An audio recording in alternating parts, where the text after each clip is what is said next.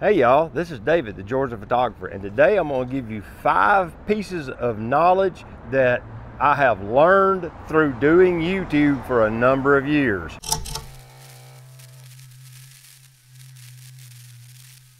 I'm going to jump right in and give you a freebie.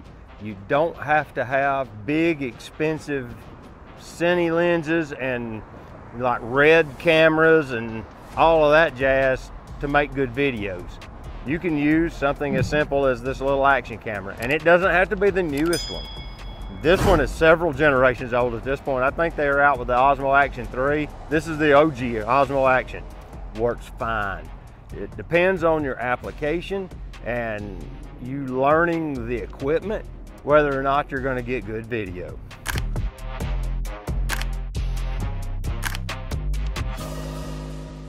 Item number 2 from doing YouTube for a number of years would be choosing the location to shoot your talking head shots when in the field is kind of important. If you want interesting video that doesn't like look messed up, like you can't see the person talking to the camera because they're a black silhouette. The cameras a lot of times, especially if you're running auto exposure settings, kind of like I am right now on this camera, will adjust all of the light to where nothing is blown out. Well, that'll push the stuff that's in the shadows deeper into the shadows a lot of times if you're in bright light. So what I've done is I've chosen a spot that's in the shade just out of the sun.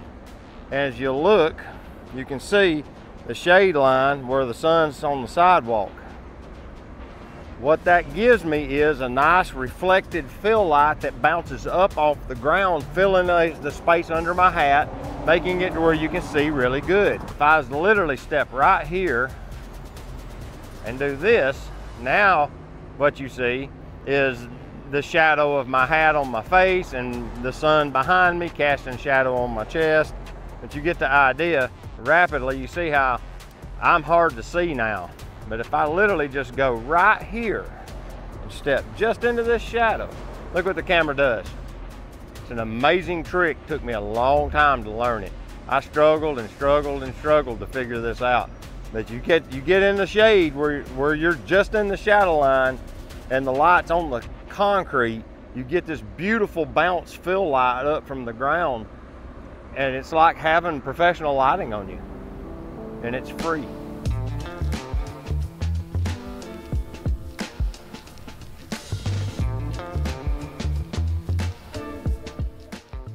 Having off-camera audio is going to be item number 3.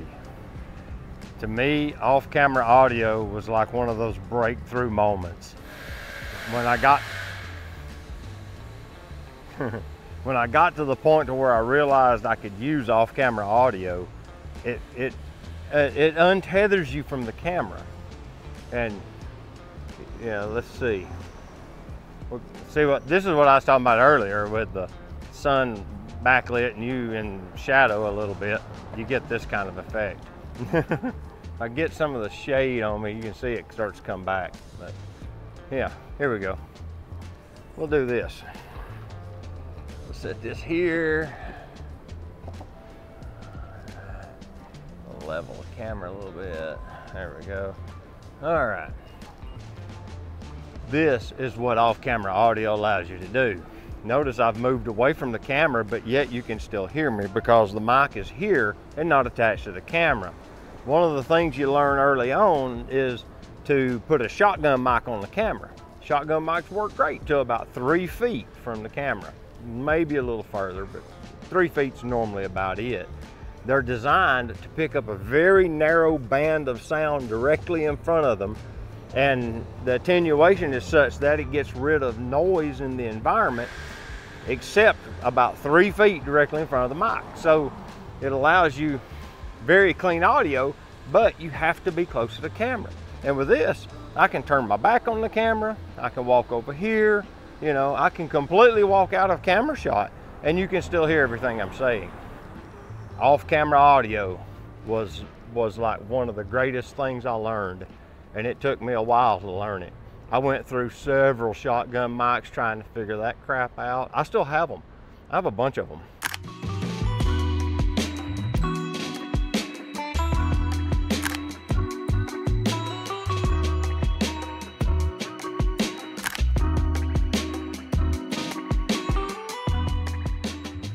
Item number 4, the quality of your sound trumps the quality of your video, hands down. If people can't hear you, or if they're annoyed by the poor quality of your audio, they're gone on YouTube. They will not put up a bad audio. It is more important than video. It really is. I don't know why, but it is. Here's an example. I'm about 20 feet from an air conditioning intake where there's an air handler right over here. So I'm gonna move over here and we're gonna get right here. And now you're gonna notice, A, the video's worse because I'm out of the shade, but B, the audio's a lot worse because I'm standing directly over this stupid air handler with a gas valve in it. So simply moving slightly out of the frame, putting the sun behind the camera reflecting off of a large brick wall. See the brick wall? It's a beautiful diffusion reflector, as you can see right here. And if I don't want that bright alley behind me, I'll kick it over this way a little bit. But the alley gives it kind of depth, so I'm just gonna leave it. But you get the point. The audio is way more important than the video. Keep that in mind as you're making your videos.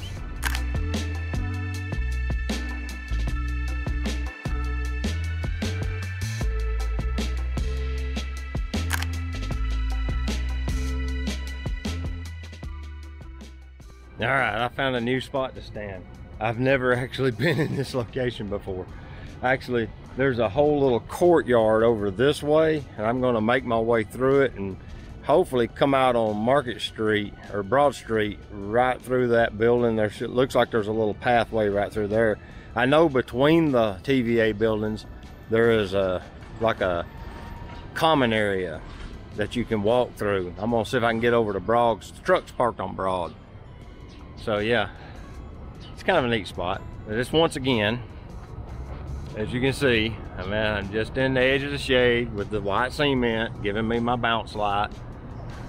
I'm telling you, it works. If you're out just vlogging in the city, man, this is the magic.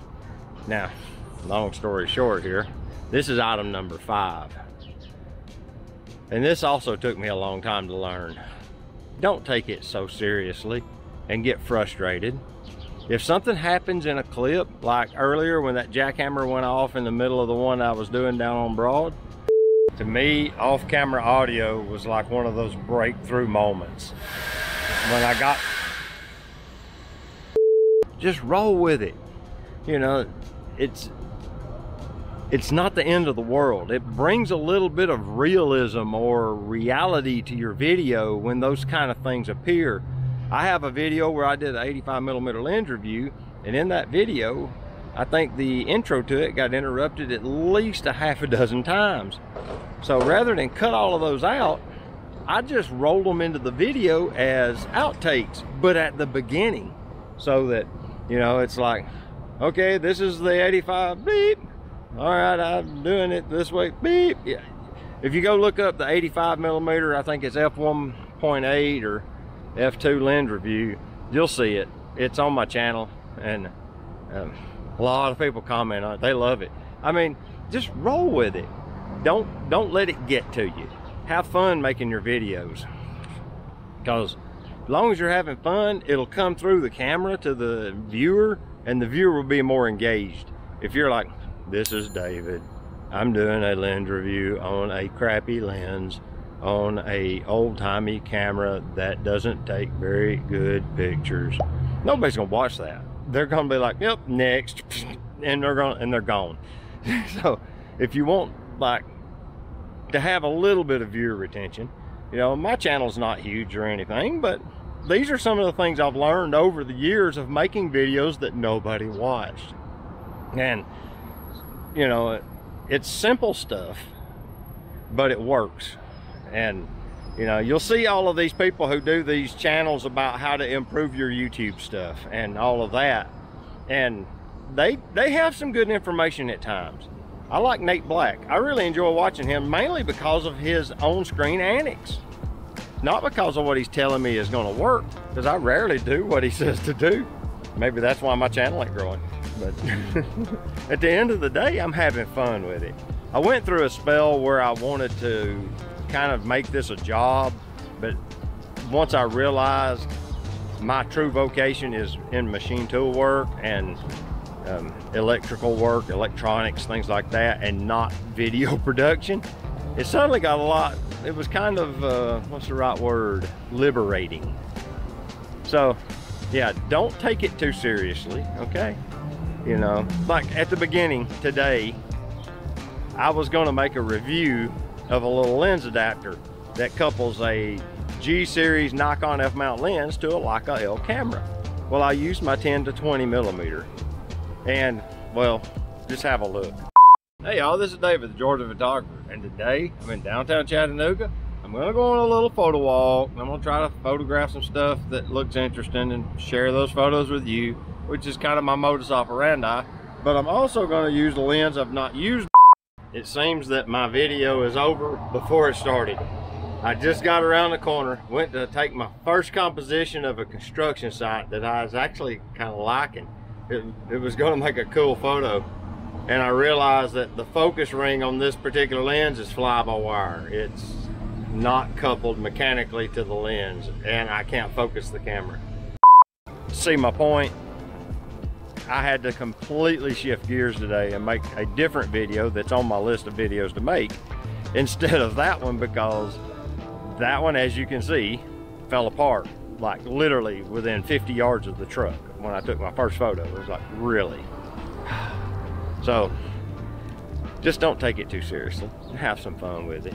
All right, so with that, this is David, the Georgia photographer, and I'll tell you to get your camera out and go take a picture with it and have some fun. So all right, we'll see you later. Bye bye.